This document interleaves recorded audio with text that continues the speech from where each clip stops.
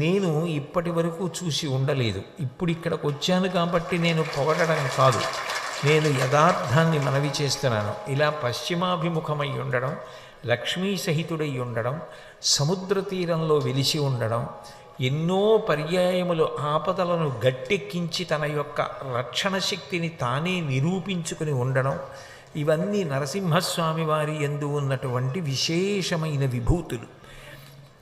అటువంటి నరసింహస్వామిని ప్రతిరోజు చక్కగా దర్శనం చేసుకోవడం, కొలవగలగడం మీ భాగ్యం.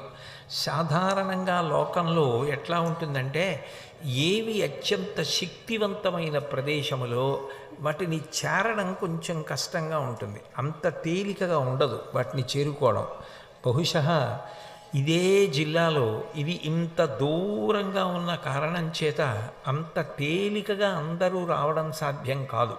అయినా కూడా ఇక్కడ జరిగినటువంటి ఉత్సవాలలో 4 చెరగుల నుంచి కొన్ని లక్షల మంది ఇక్కడికి వచ్చి స్వామి దర్శనం చేసుకుని ఆయన కృపకు పాత్రులై వెళ్ళారు అంటే, ఎంతమందికి ఆయన మేలు చేసి ఉండకపోతే, ఎంతమందికి ఆయన ఉపకారం చేసి ఉండకపోతే ఆయన మీద అంత నమ్మకం ఏర్పడుతుంది. ఎందుకు వస్తారు? ఏ నమ్మకం లేకుండా